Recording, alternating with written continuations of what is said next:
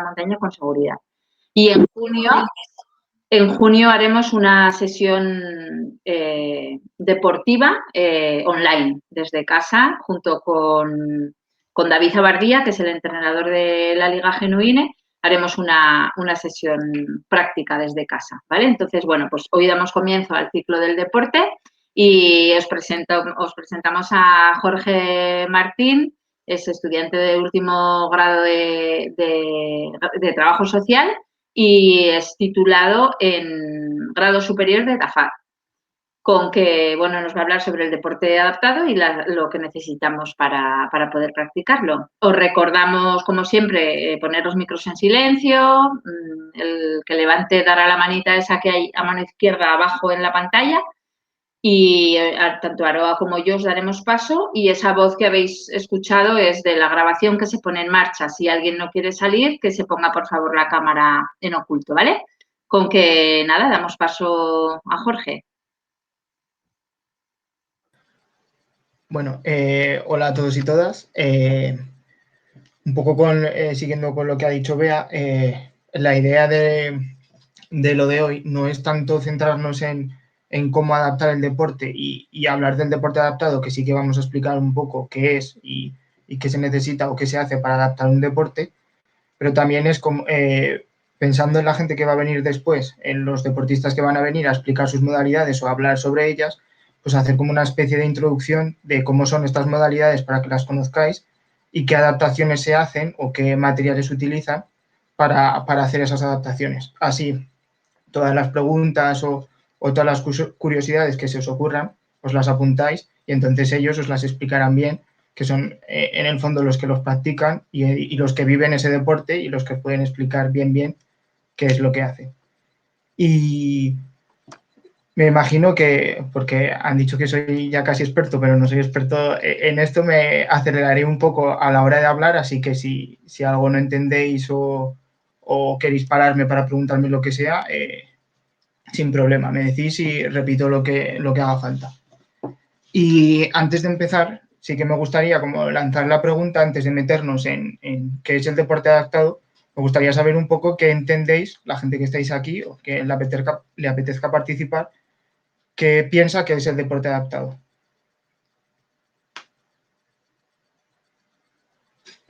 Ahora os dejamos hablar, el que quiera. Maite, la primera. Pues, hola, buenas. Yo creo que el deporte adaptado es personas que no pueden, por alguna discapacidad, no se puede practicar el deporte como las otras personas y tiene algún tipo de adaptación, cada deporte distinto. Y entonces se puede participar, se puede competir o con otras personas, o tampoco puedes ir corriendo con una persona que está haciendo un maratón y no tiene ninguna discapacidad. Eso es lo que creo que es un deporte adaptado.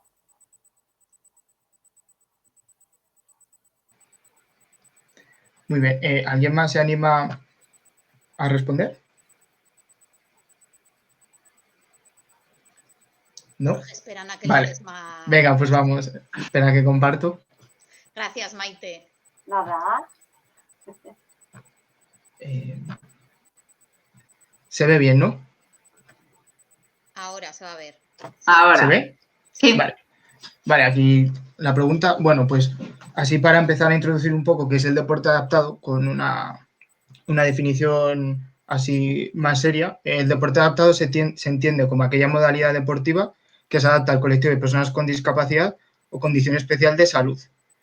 Y como pone aquí, ya sea porque se han realizado una serie de adaptaciones o unas modificaciones para facilitar que estas personas puedan practicar el deporte.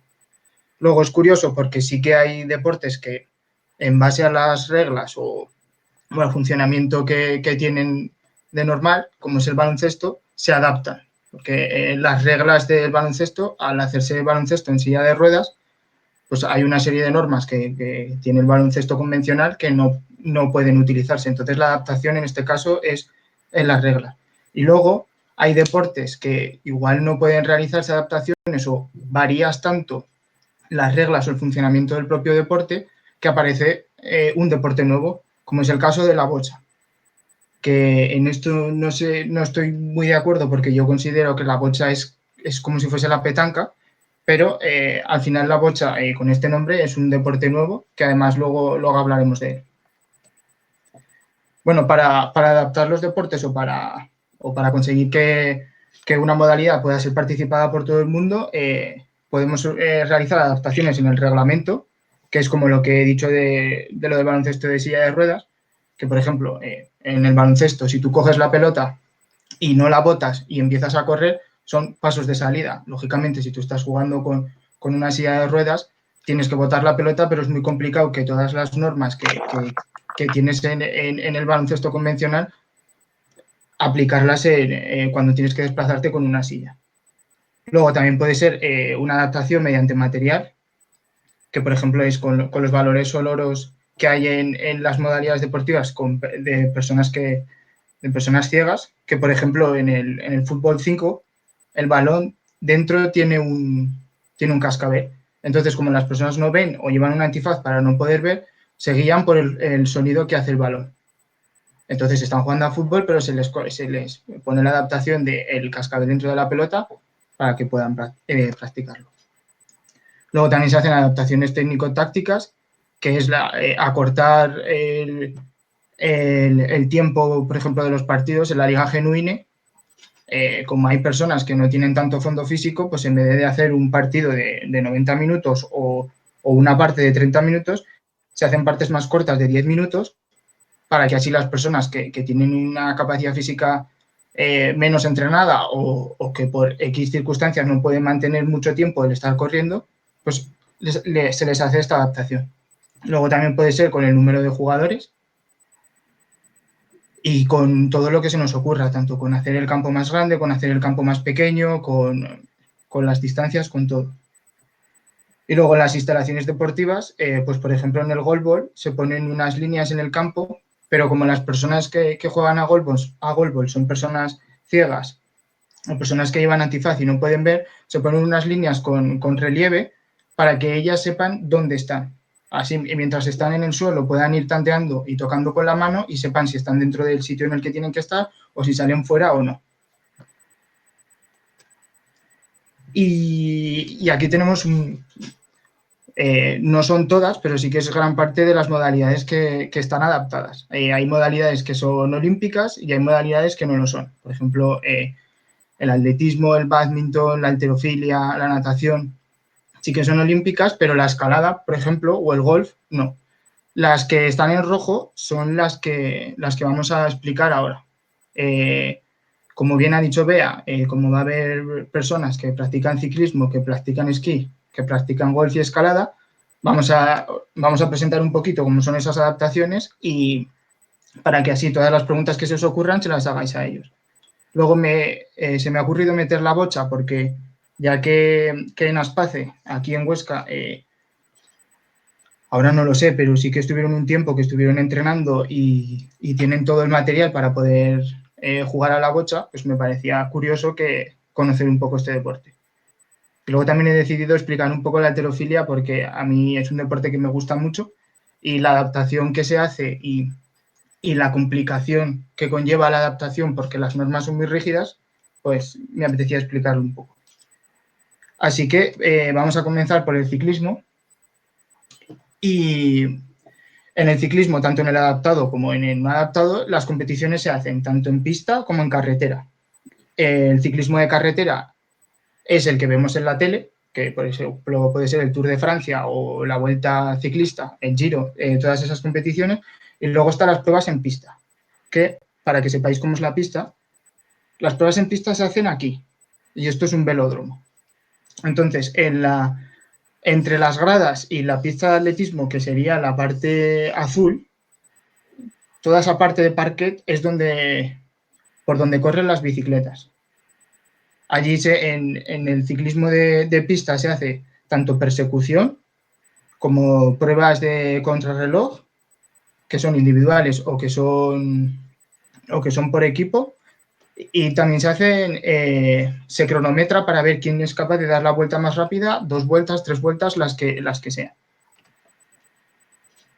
Bueno, como he dicho antes, el ciclismo sí que es un deporte olímpico y paralímpico y se introdujo por primera vez en 1984 y fue la modalidad de carretera, y luego la de pista empezó en Atlanta en el 96. Para hacer accesible o adaptar este deporte, al utilizar una bicicleta, lógicamente, dependiendo de las características que tenga cada persona, necesitas que esa bicicleta se adapte a lo que ella necesita. Así que, sobre todo, la adaptación viene en ellas. La adaptación se hace porque utilizan tándems, que luego veremos cada una de ellas, pero utilizan tándems, utilizan bicicletas convencionales, bicicletas de mano o triciclos. Así que vamos a ir viéndolas una a una.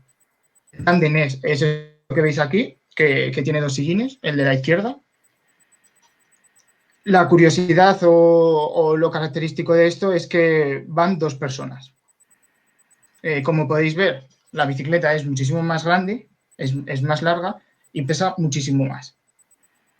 La persona que va adelante generalmente suele ser la persona que no tiene discapacidad, y la persona que va detrás es la persona que tiene discapacidad. El tándem lo suele utilizar sobre todo personas con ceguera, para que así la persona que va adelante pueda guiarles y pueda llevar ella el recorrido. Pero la complicación que tiene el hacer ciclismo con tándem es que tienes que tener una coordinación bastante fuerte entre la persona que está delante y detrás, porque si no, la pedalada no sería fluida y costaría muchísimo más el poder avanzar. Y como veis, tienen dos pedales que están unidos por una cadena por un lado, y luego tienen la parte de atrás donde están los piñones y las marchas, que es como una bicicleta convencional. Luego, aparte del tándem, también utilizan bicicletas convencionales adaptadas, que es una bicicleta normal, pero con las adaptaciones que requiere cada persona. Hay personas que, como vemos en la imagen, tienen amputaciones, entonces, por ejemplo, solo utilizan un pedal y las dos manos, o hay personas que tienen amputaciones tanto en el brazo como en la pierna, y lo que podemos ver que tiene en la pierna también se lo colocan en el brazo. Estas bicicletas son curiosas porque es curioso llegar a pensar, aparte de cómo pueden mantener el equilibrio, cómo pueden llegar a pedalear solo con una pierna y recorrer tanta distancia con ella. Yo no sé si habéis hecho bicicleta muchas veces, pero hay veces que, sobre todo en subida, dependiendo de qué cuestas, te machaca mucho con dos piernas, pues imagínate con una. Y sobre todo yo lo que pienso es en lo del equilibrio. A mí el ciclismo me gusta mucho y la verdad es que me parece que hay que tener muchas ganas de querer coger una bicicleta, y con las circunstancias de, por ejemplo, tener una amputación por todo lo del tema del equilibrio. Luego, otras dos adaptaciones. Perdona, Jorge, ¿por qué tiene la rueda esa negra, la rueda de atrás, por qué es negra? Eso es porque cuando tú haces ciclismo de carretera puedes hacer o ruta o contrarreloj. Cuando hacen ruta llevan las ruedas normales, y cuando hacen contrarreloj, que es como es en este caso, llevan el casco con la parte de atrás como si fuese una aleta, y la rueda la llevan tapada para la aerodinámica, para que el viento no se meta por dentro de la rueda, entonces no frene. Y así supuestamente se consigue arañar unos cuantos segundos. Ajá, jolín, está todo pensado. Sí, cuando veáis este tipo de ruedas es porque están haciendo contrarreloj. Y en el ciclismo de pista también suelen llevar esto. Como es más de velocidad y allí cada segundo cuenta, también suelen utilizar esto. Muy bien. Luego, los otros dos tipos de bicicletas son la handbike, la bicicleta de mano, que yo creo que es de lo más llamativo, o la bici así como más espectacular. La persona se tumba en el asiento que vemos, la persona va tumbada, con las piernas estiradas, y pedalea con los brazos. Donde supuestamente estarían los pedales, hay como si fuesen dos manivelas de puerta, y entonces la persona, en vez de pedalear con las piernas, pedalea con las manos, y lo hace con las dos a la vez. No hay un movimiento alterno, sino que los dos van en la misma dirección. Y luego, pues eso, tiene el cambio de marchas y todo es normal. Y luego el triciclo. El triciclo es sobre todo para personas que tienen falta de equilibrio. Entonces, al tener las tres ruedas, pues como cuando aprendes a ir en bicicleta, para poder mantener el equilibrio. Y esta bicicleta, la verdad es que no tiene mucho más. Simplemente es el hecho de añadirle una rueda más. Luego, cada deporte, dependiendo de la discapacidad o de las características de cada persona, se divide en una serie de categorías. Dependiendo de la aceptación o la discapacidad, entran en una categoría u en otra para que puedan competir con personas que están en su misma situación y no haya ningún tipo de desventaja o que haya personas que puedan ganar al resto sin esforzarse. Entonces, en las categorías que se hacen, se enumeran, como pone aquí, B, C, H y T. La B es para tándems, que como he dicho antes es para corredores ciegos o con discapacidad visual, que siempre van acompañados de una persona que es la que va adelante. Luego de C1 a C5, que son las bicicletas convencionales, las que hemos visto antes, o como la que se puede ver en la foto, que son las que están adaptadas. Y aquí podéis ver cómo la persona tiene amputación tanto en el brazo como en la pierna y aún así puede seguir yendo en bicicleta. Luego H1 a H5, bicicletas de mano para deportistas con lesión medular o amputaciones, que son las bicicletas que hemos visto antes, que son las handbike. Y luego los triciclos, que es T1 y T2. Ahora pasamos a la escalada. La escalada, la verdad es que muchas adaptaciones no tiene. Se practica de la misma manera que se practica la escalada de competición, que además ahora, el año pasado iba a ser por primera vez olímpica, y la modalidad que iba a ser olímpica era subir, como veis aquí que hay un boulder, ¿no? La pared esta que veis que tiene un montón de presas de muchos colores, pues la modalidad iba a ser que desde abajo tenían que subir hasta lo más alto de arriba, tocar una campana o lo que fuese, en el menor tiempo posible. Entonces, la escalada para personas con discapacidad es igual, tienen las mismas normas y se utilizan los mismos elementos. Lo único que sí que puede ser una adaptación es que para las personas que tienen discapacidad visual pueden tener un apoyo externo que les vaya diciendo qué presa tienen que agarrar o por dónde pueden subir o echarles un cable, y puede ser tanto con pinganillos, con walkie-talkies o simplemente ir comentándoles dónde pueden agarrar y cómo pueden ir subiendo. Como igual que en el ciclismo, hay categorías. Y aquí hay categorías de personas con discapacidad visual, personas con amputaciones y con limitaciones de movimiento, fuerza o estabilidad. Las personas con discapacidad visual, personas totalmente ciegas y personas con estas dos últimas categorías, la B2 y B3, con un grado de visión cada vez ven más. En B1 no ven nada, en B2 ven un poco y en B3 ven más que las personas de B2. Luego, las personas con amputaciones, pues dependiendo de las amputaciones que tengan, si tienen las dos piernas, si tienen solo una pierna, los dos brazos, un brazo, compiten en una categoría o en otra. Y luego, las personas con limitación de movimiento, lo mismo. O tienen una limitación de movimiento y control en las 4, o tienen solo en una parte, como dice aquí, en la espalda, de espalda a codo, en el torso, y luego en partes concretas del cuerpo, como es el codo, como es la muñeca, la cintura, la rodilla y todo eso. Luego el golf. El golf, la verdad es que la adaptación que tiene yo diría que es nula en lo que he estado encontrando, que yo creo que Marc os podrá explicar bastante más. Yo en el golf no he visto muchas adaptaciones. Es un deporte joven, empezó en 2002 y lo pueden practicar todo tipo de discapacidades, tanto físicas como intelectuales. Y se juega a todo campo, como en el golf normal. Lo que pone allí de pitch and putt significa en que tú plantas la pelota y das el primer golpe y tienes que intentar que la pelota entre en el hoyo con el número menor de golpes posibles, que es lo mismo que en el golf. Las categorías que este año, el año pasado, en el 2020, las quitaron. Las categorías eran de personas con discapacidad visual, personas con amputaciones, en silla de ruedas o discapacidad intelectual. Lo último que he visto viendo el reglamento es que las categorías las habían quitado y todas las personas compiten de la misma manera.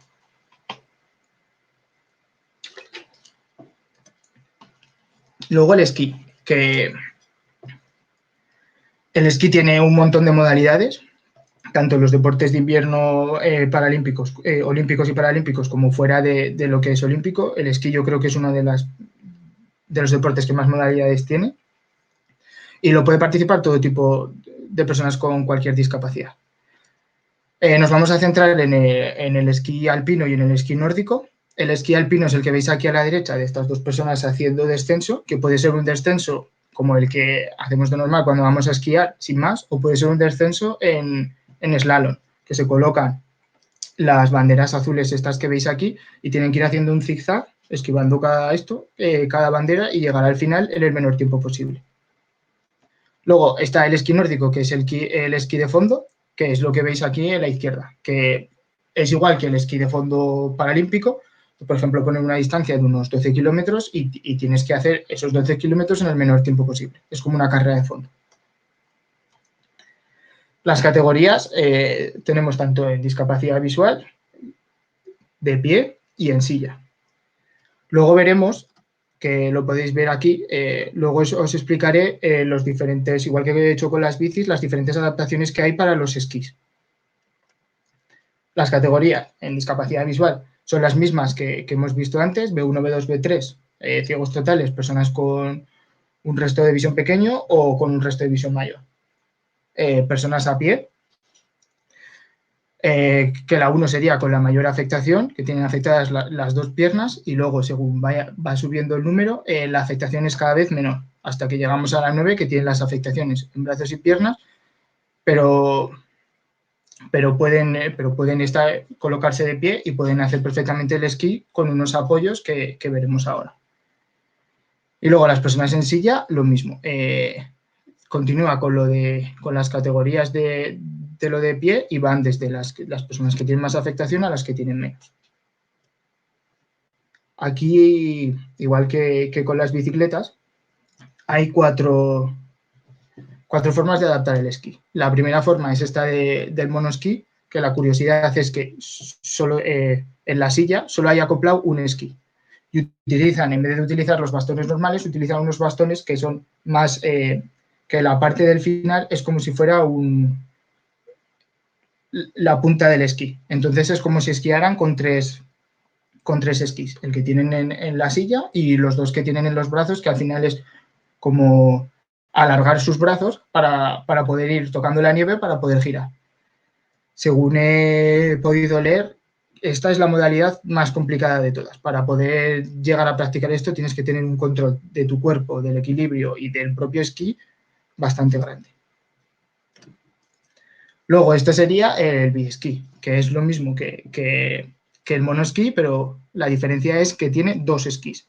Aquí vemos que solo se apoya en uno y aquí se apoya en dos y es lo mismo. Aquí se ve mejor los bastones que he dicho, que terminan con la punta como si fuera lo del esquí. Y eso, la diferencia es que tiene dos. Es más fácil y para la coordinación y el control es muchísimo mejor. Luego está el esquí en 3 huellas. Para las personas que tienen amputaciones de una pierna, como veis, se apoyan en la pierna que sí que tienen, la apoyan en el esquí y luego se ayudan de los bastones, como en los otros dos casos, para poder esquiar. Y esta sería la de 4 huellas, que es como si esquiáramos normal, por decirlo de alguna manera, pero los bastones, en vez de ser solo los que se clavan, también están apoyados como si fuesen esquí para poder controlar mejor. Aparte de estas adaptaciones que son más en el plano físico, en el plano sensorial, sobre todo para las personas ciegas, voy a volver aquí, en el slalom que vemos aquí a la derecha, las personas ciegas también lo pueden practicar. Y la curiosidad es que, igual que en el ciclismo llevan una persona guía que se coloca delante del tándem, aquí se coloca detrás. La persona que tiene ceguera va delante y la persona que tiene visión va detrás, o no, dependiendo también un poco de los gustos de la persona. Yo he visto tanto gente que el guía va delante o el guía va detrás. En el casco llevan unos auriculares y un micrófono. Y entonces la persona que tiene visión le va guiando de cuándo tiene que girar, cuándo no tiene que girar, para que pueda completar el slalom. Yo creo que la dificultad de este deporte está en que tienes que tener una compenetración muy, muy grande con la persona guía y te tiene que conocer mucho, tienes que tener una unión muy fuerte para que todas las directrices que te vaya dando y para que toda la información que te traslade, en el poco tiempo que te tiene que dar para poder girar, la puedas procesar y lo puedas hacer. Yo creo que esa que puede ser la parte más complicada de este deporte. Y ahora pasamos a la bocha. Si queréis profundizar un poco en la bocha, yo os recomiendo que habléis con Conrado, porque ahora veremos el material, pero en Aspace tienen todo tipo de material. Y yo creo que se le podría sacar mucho partido a lo que tienen allí y podrían sacar algún equipo, porque yo sé que hay gente que lo ha ido practicando y a mí me gustó mucho cuando me lo enseñaron. Como pone allí, se practica tanto de forma individual, por parejas o por equipos, y se hace...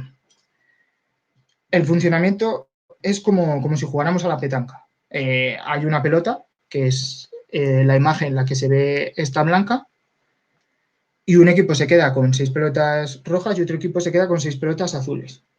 Igual que en la petanca, tú tiras la pelota pequeña y tienes que conseguir que tu equipo deje una de las pelotas que tiene que tirar lo más cerca posible de la pelota guía, por llamarlo de alguna manera. Entonces aquí es lo mismo.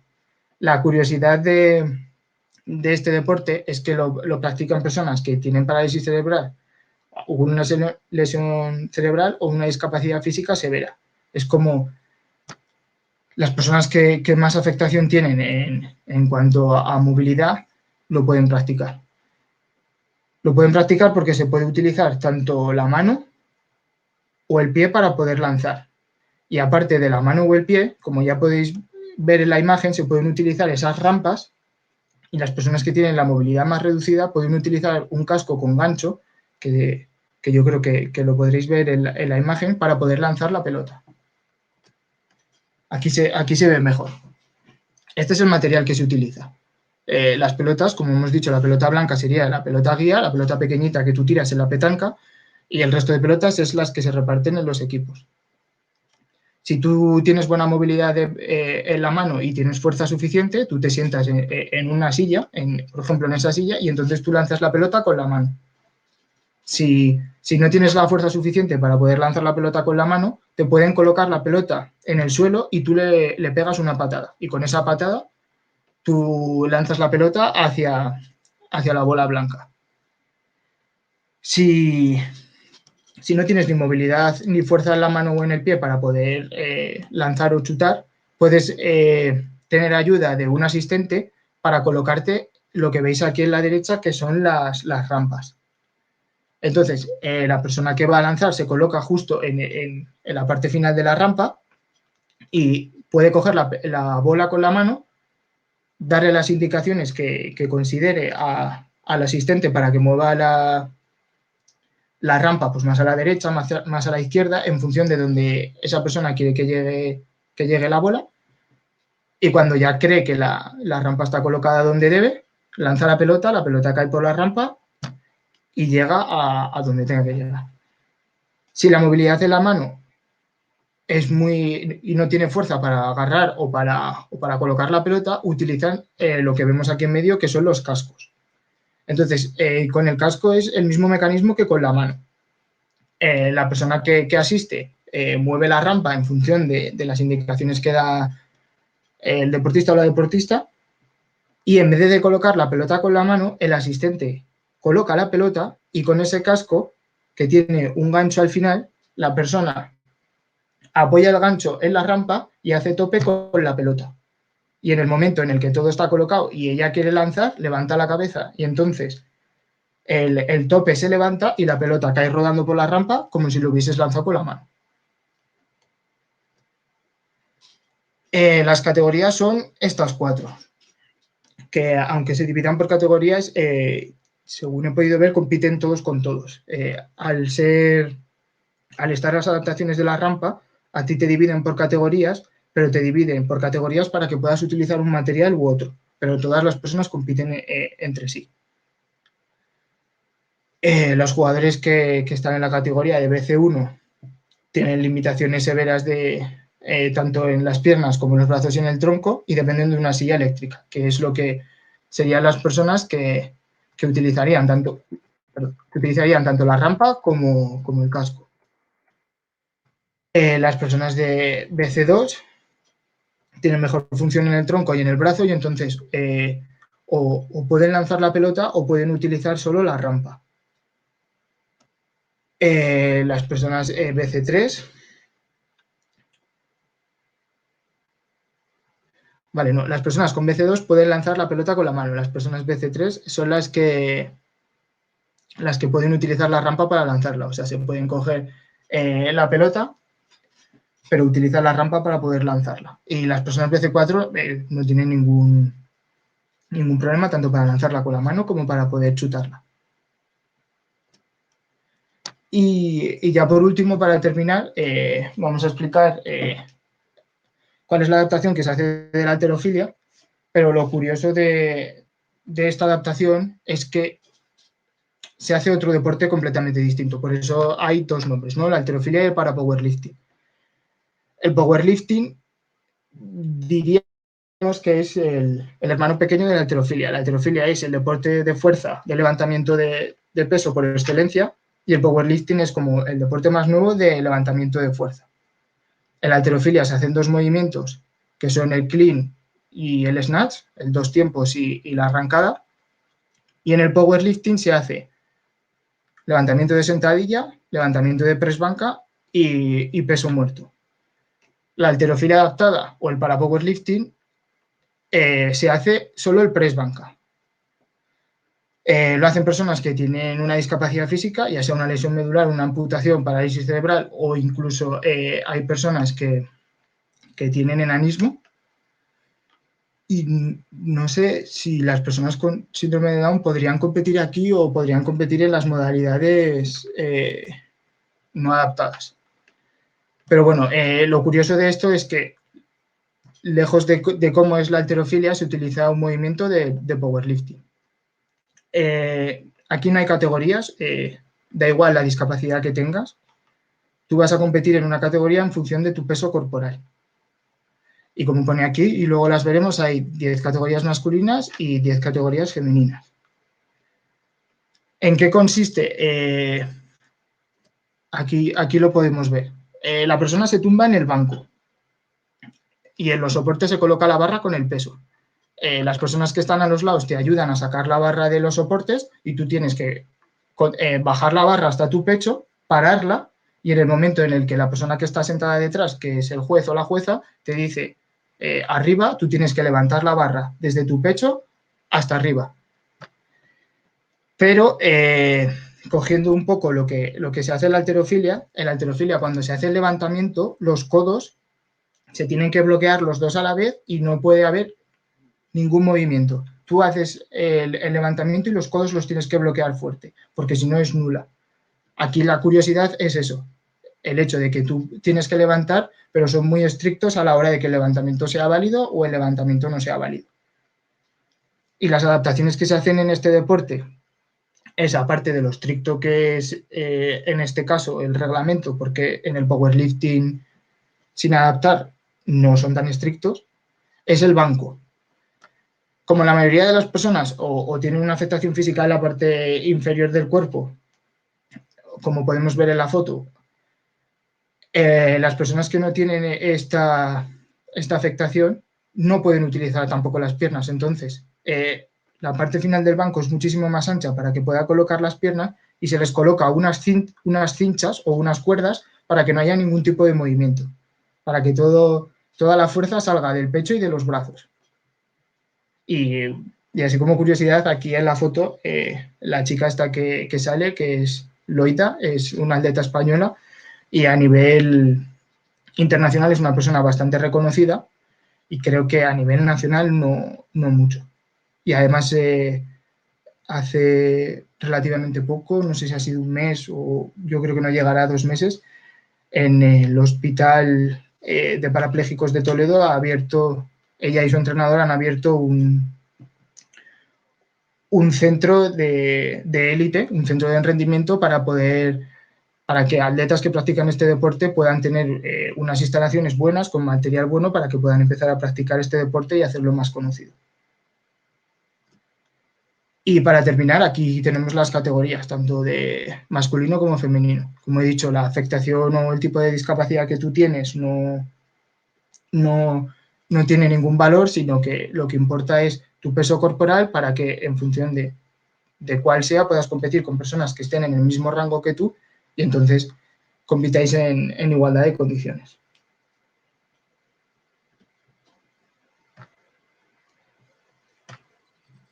Y ya estaría. Yo creo que bastante chapa por hoy. Así que cualquier pregunta o cualquier duda que os haya surgido de algo de lo que os he contado, creo que ahora es el momento de que preguntéis. Bueno, yo creo que viene Diego a preguntarnos. Sí, bueno, por un lado, pues eso, darte las gracias por esta clase magistral, que hemos estado ahí con Marina apuntando. Y sí que nos surgían cuestiones. A mí había una que me salía rápido a la cabeza, que era si existen personas con diversidad funcional que participen a nivel competitivo en pruebas y actividades no adaptadas. Sí. Es decir, una persona, pensando en el colectivo, por ejemplo, de Autismo Huesca, ¿no?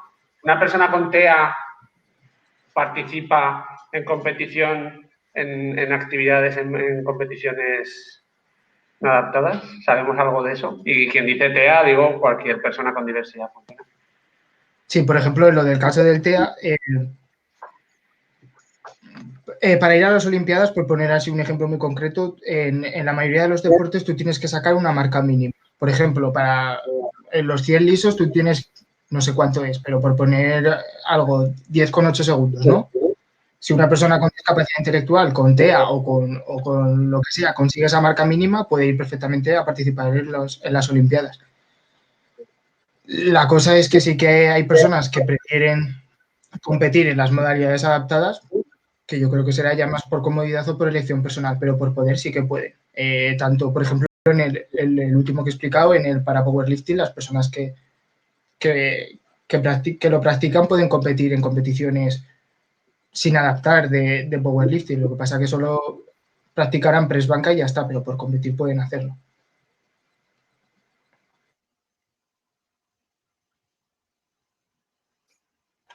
Vale, o sea, no hay un criterio, ¿no? No hay un descarte directamente por el hecho de decir para Olimpiadas. Si tienes el tiempo mínimo o el criterio que hayan planteado a nivel... Vale. Perfecto. Y ya hacemos otra, por no estar levantándonos así. Que cuando has puesto lo de las pruebas de ciclismo, ese tándem que aparecía,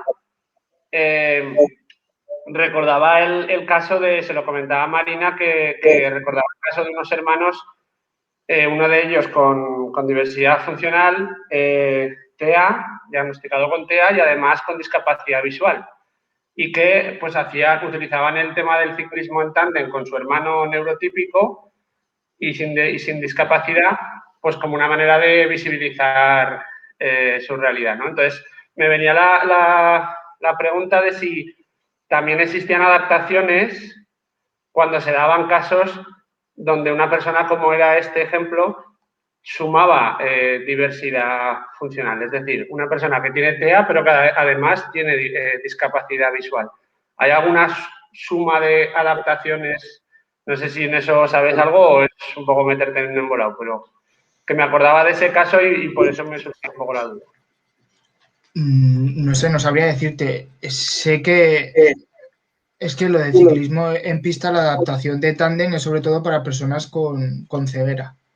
Pero luego a partir de allí, yo no sé si hace más distinción. Yo creo que en el momento en el que tú quieres participar y tienes ceguera, sí que igual te encasillan más en este aspecto.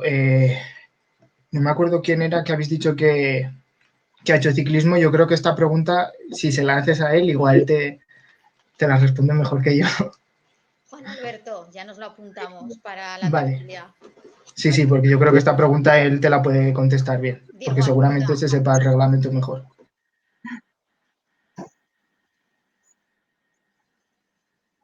Maite también quiere hablar. El micro, Maite. El micro. Muchas gracias de lo bien que nos has explicado todo, Jorge. Qué bien. Mira, yo estuve en Woodman con Diego Ballesteros, que él tuvo que pasarse a handbike por un accidente que tuvo. No sé si lo conocerás, me imagino que sí, ¿verdad? Bueno, pues este chico tuvo el accidente, entonces tuvo que pasarse. Y yo, pensando que está acostumbrado un ciclista a trabajar las piernas y de repente los brazos, tiene que ser tan duro y también para psicológicamente cambiar, trabajar las piernas, se adaptó de maravilla, porque de vez en cuando hablamos, pero es que es tan duro, tiene que ser, ¿verdad? Sí, yo creo que psicológicamente tiene que ser muy duro y aparte también que las piernas están preparadas para aguantar muchísimo más que los brazos. Claro. Y él era ciclista profesional, ¿no? Sí, sí, sí, sí.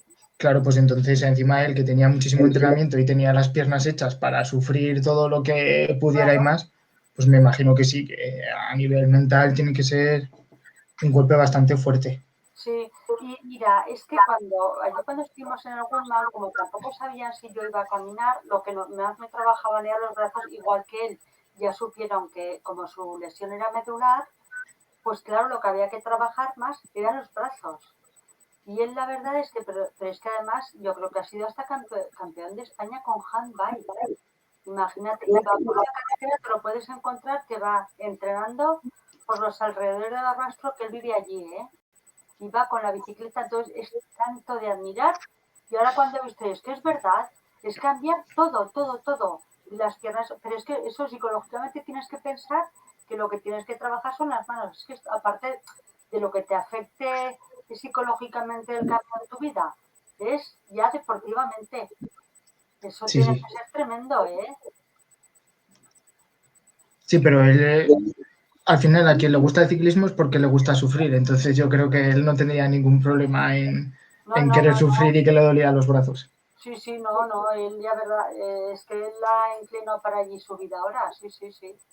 Es importantísimo, sí. Muy curioso.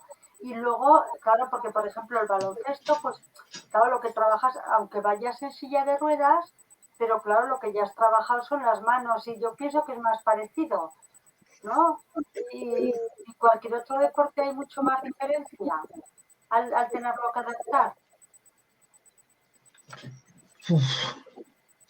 Pensando así, es que los deportes en silla también es que Claro, depende. el fútbol igual, porque si vas en silla de ruedas, ¿no? O no, No, fútbol en silla de ruedas no hay. Por ejemplo, rugby sí que hay. Y fútbol para personas que tienen amputaciones sí que hay. Fútbol lo practican con muletas. Vale, eso, sí. ¿Acabas de decir que hay rugby en silla de ruedas? Sí, es olímpico. ¿En serio? Sí, es como... Me parece...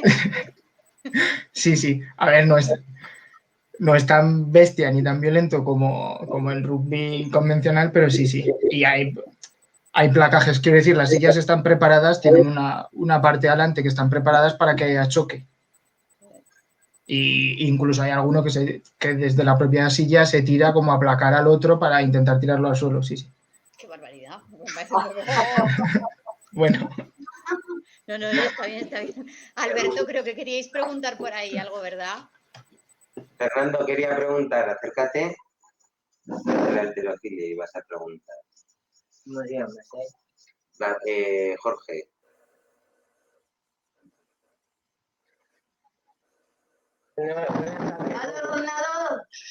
Mira, la cámara está aquí. Sí.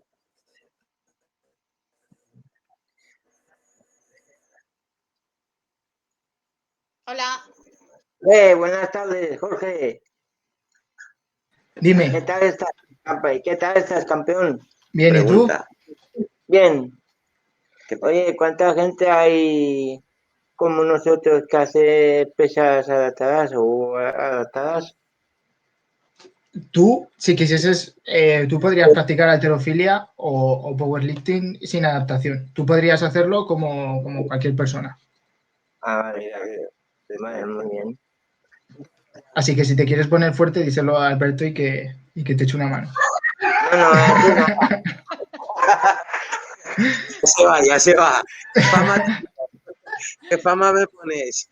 ¿Queréis preguntar alguna cosa a vosotras? ¿No? Jorge, felicitarte, que ha estado muy interesante toda la exposición, ¿vale? Gracias. Hablaremos. Jorge, yo sí que has comentado una cosa cuando estabas hablando de la escalada que me llamó un poco la atención, o sea, porque estabas hablando de diferentes adaptaciones en función de amputaciones y de pronto has dicho amputados los dos miembros superiores. ¿Cómo se hace escalada sin brazos? Quiero decir, si no tienes el agarre. Las piernas y el arnés. Pero, o sea, quiero decir, se me escapa el cómo agarrar. O sea, tiene que haber algo que te permita, pero claro, con las piernas tú puedes subir, pero en escalada yo Sí, me sí, veo sí, sí, entiendo. y no sé, o sea, mi cabeza no es capaz de... A ver, O sea, también, dime. yo también pienso que al leerlo y todo eso, he encontrado imágenes de personas que tienen, como la que salía en el stock, una amputación de la pierna Sí. o una amputación de un brazo. De los dos no. Pero yo también entiendo que, por ejemplo, si una persona tiene, es que no sé cómo se llama, tiene mano pero no tiene brazo. Había un político que le pasaba eso, que tenía la extremidad muy corta. Yo creo que de esa Vale. manera sí que O sea, algo eso, sí que puede, sí, sí. o sea, esa es mi duda. Quiero decir, por ejemplo, tienes una amputación del codo y con una prótesis, un agarre que te permite hacer algo, no lo sé, pero claro, yo me imaginaba sin miembros superiores, digo, pero es imposible. O sea, Sí, sin miembros inferiores, sin piernas, me parece sí, factible eso hacer sí. escalada, porque tienes el agarre, pero claro, lo de las manos me parecía, digo, me parece... Sí, y si no a una mala, es que los escaladores así más buenos, escalan casi con los dedos. Dependiendo de cómo sea la dificultad que tiene la pared, se escala con dos o con un dedo. En plan, si tú estás subiendo, no sé si en Riglos pasa eso, pero si tú, por ejemplo, estás subiendo en Riglos y hay una grieta muy pequeña, tú metes el dedo. Entonces, dependiendo de también un poco cómo sea el muñón o cómo sea cómo Vale, puedas tener la mano, puedes utilizarla. o sea, era el agarre, es decir, agarre tiene que haber.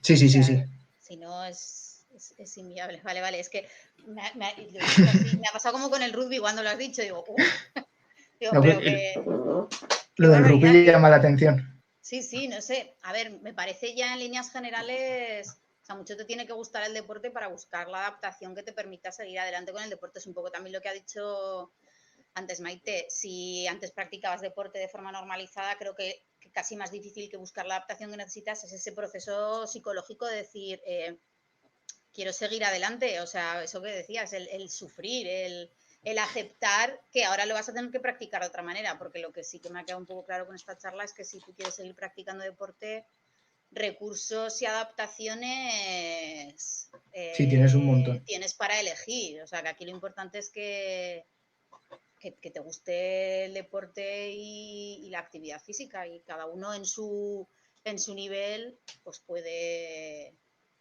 alcanzar grandes metas.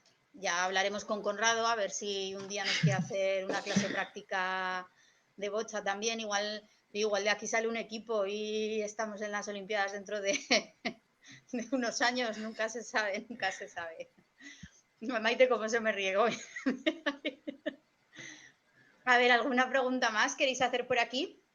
Rebeca, dime. Hola, buenas. Primero a Jorge, felicidades, porque lo ha hecho muy bien, me ha gustado mucho cómo era. Y segundo, que me explicara un poco lo de la bicicleta esta que iban con las manos. O sea, ¿cómo van? ¿Ellos van sentados? Las personas Sí, que... sí. Tiene como si fuese una hamaca, por explicártelo así. Es como si fuese una hamaca, entonces la persona se tumba y las piernas las tienes tiradas. Y en vez de pedalear con los pies, con las manos, lo que con serían los los brazos pedales, haciendo. sí, agarran así como si la botella fuese un pedal y entonces pedalean así. Ujú. ¿Y es un deporte paralímpico o no? Sí, sí, sí. A mí está muy bien, ¿no? O las personas que iban en bicicleta, por ejemplo, ¿no? Y ahora pueden realizarlo en bueno, ¿cómo se llama? Que no me acuerdo. Bicicleta de mano. Eso, y lo puedan llegar a hacer y tal, está muy bien.